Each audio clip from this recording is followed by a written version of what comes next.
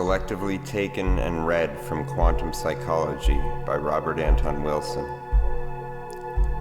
In electronics, noise takes the form of static or interference and crossed wires. In print, noise appears primarily as typos, words that the printer left out, parts of sentences that land in the wrong paragraph, authors' corrections that get misread and change one error to a different error. In conversation, noise can enter due to distraction, background sounds, speech impediments, foreign accents. Semantic noise also seems to haunt every communication system. Semantic noise can even create a rather convincing simulation of insanity.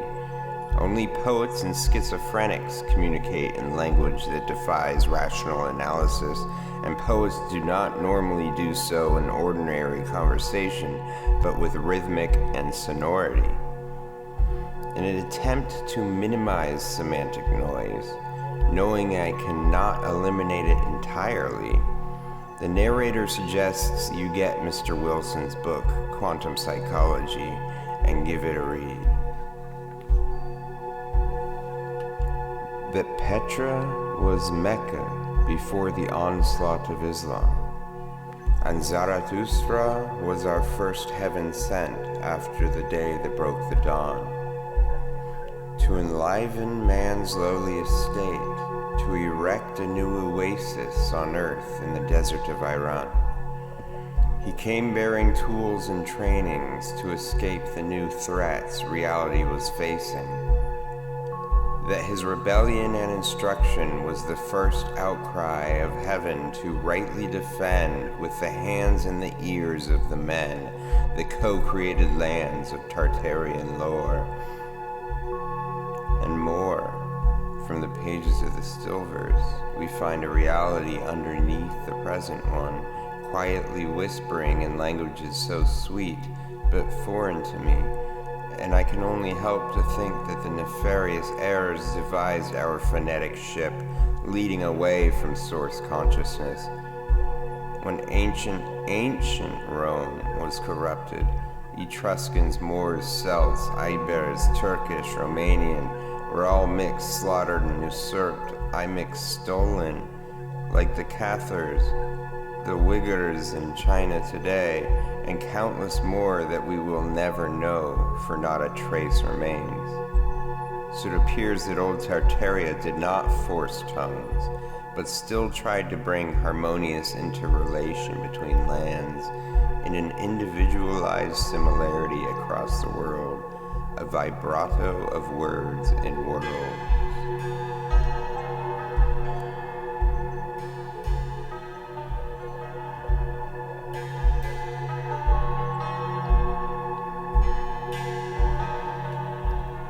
Oaspi, Book of Af, Son of Jehovah. And your God said, surely the All-Highest will deliver when the vortex mergeth into Hidan. And ye all repeated the same thing, and the unity of soul's desire reached up to the Orion chiefs, the great spirit's mighty sons and daughters. For as it is proven that a man in conflict with himself accomplished nothing, whilst he who is in harmony with himself is mighty wherein he rules himself to a good purpose, even so hath it been proven that the unity of many angels can, by force of their own wills, control the place and proceedings of the world. And by your faith in this matter with your God, ye became a star of faith in the Nameless, which is the mastery of all things to his glory. And they who were without an All-Highest in person were without power and of no effect, save to build up discord to our proceedings, whilst those who assume to be gods and lords, but ignore the All-Highest, were not sustained, for having nothing higher than themselves, they rose only to themselves.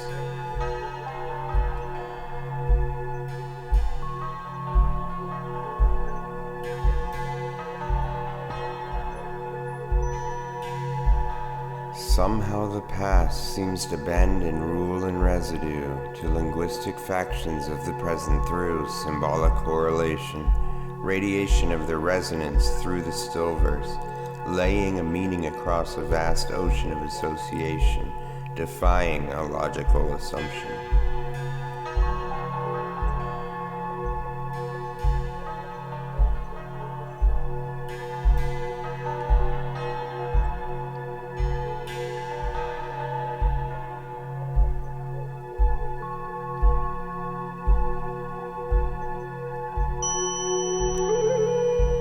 Oaspi, the Book of Fragapati, son of Yehovah.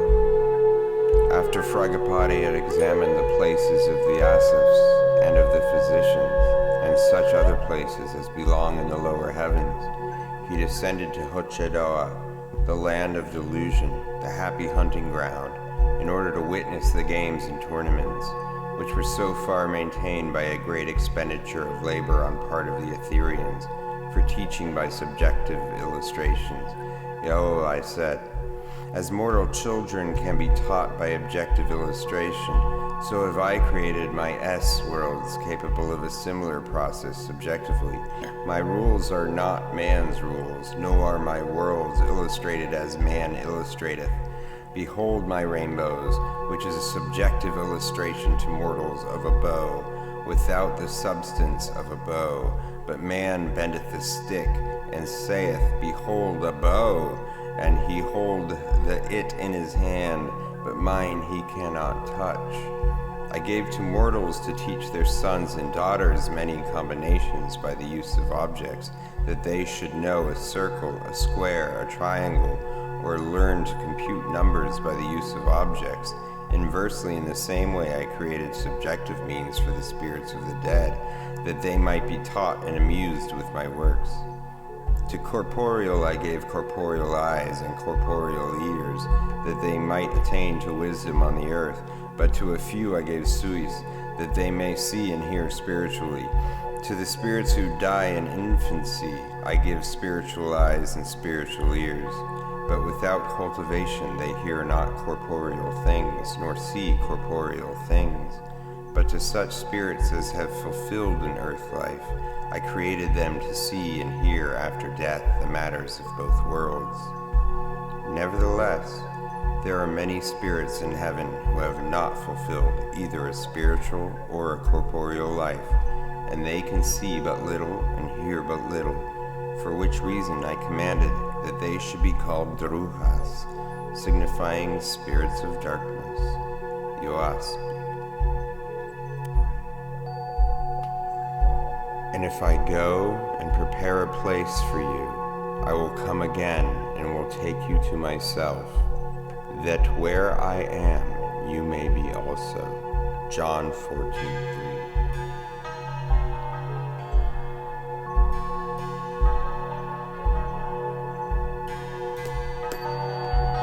This present world of madness and technology, we have left our biologies to terrible chance and inaccuracy of misunderstanding.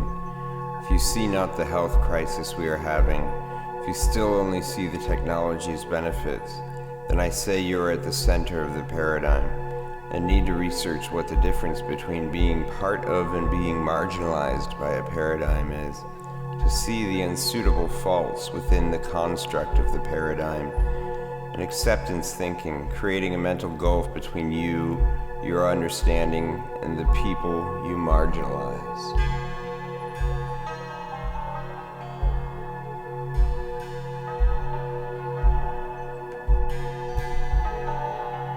So where do you look for remnants of a language, of a civilization erased from history? Where do I get the audacity to make such claims? In the Stillverse I've been collecting alternate perspectives, like the snails of the alchemist, out to collect morning dew, and through these collections has solidified a method for unraveling the mystery woven into the deceptions we refer to as accepted narrative. And in these unraveling forbidden tapestries I have just begun, because the most important perspective was still missing, that of the above, But now as this angle has been skillfully supplied me, the pieces fall in place like moving origami. These gifts of dew now resonating with me, I've begun to put these theories to ink and paper so recently, and before their maturity have entered the digital airwaves in a desperate cry of join me, see what I see, and you will begin smiling. Research has brought me to the languages of Old Turkey and Romania as two important keys. And everywhere is those Phoenician variants. On their way toward the north, they harden and go straight, but to the southeast, they begin to curve and go the opposite way. And somehow the directions of Egypt made it to China, but the Hebrew that burst out of her turned right to left. And there is this little theory about the Mayan being original root of Phoenician, and all splits are due to their traveling to other nations and introducing the letters to be further altered to the region. And as I spent years poring over these languages, just getting deeper but never getting any clearer, I have suddenly of recent days had a revelation as to why we see always such diversity from people to people, region to region. Once you Google Turkish languages, you'll get an idea of what I am speaking. But did you know that Coptic is 4,000 years old and in danger of being extinct? And another thing, it is the language of ancient Egypt, just a modern version post-Greek immersion. And has anyone ever shown you the Slavic runic Vedas, of which I need help translating? And then there's the I Ching, great book of changes, and the Ora Linda, a most beautiful script of the Phrygian stock. What it means that existence is psychic first and physical second. It means you can control your emotions and protect oneself from disappointment, shock, and pain. You set the stage for the disease, just like you prepare the mechanism for this distilled tact. Not just hexed on a cross, but hexed in carbon. You sense the world as if first born, but the spirit in you has condensed downward through multiple forms, none so shocking as the world's air upon your skin, smacked the doctor to your ass, the documents declaring you're an object owned, set to be cast into the multitude of drones spinning the world, spirit clothed. It means you may prepare for your physical death. You have all the time allotted. Before you reach the door of decease, your mind may use every minute to prepare for your face-off with the errors. Words are harmonic instructions for our perception. I think it is safe to say that what we see today, the evidence, is still there because these errors that are fighting for control of our realm, regardless of the noise created in our head the moment we stepped into that history class, the vowels of our independent lineages were all shattered as soon as we could look at the word the and pronounce it as so. Once we ask the Kogi the right questions, we should know for sure. Whether you believe in the wealth of the minds of the past or you do not, but think long on this, for in a world composed of mind, to trick one into a material world is very possible. But if one lived in a stark physical world like that proposed by the fundamental materialists, then the conclusions of the ancients would not have made their discussion tables, let alone be repeatedly copied through harsh conditions, letter for letter, for however long we have been caged here. It is not hallucinatory fancy that a major aspect of your living experience has been weakened and hidden. Only by breaking through the inertia we suffer can we know for sure what powers you hold and what truly the ancients experienced as the world. Through these languages, we get a glimpse of how their thoughts could have been.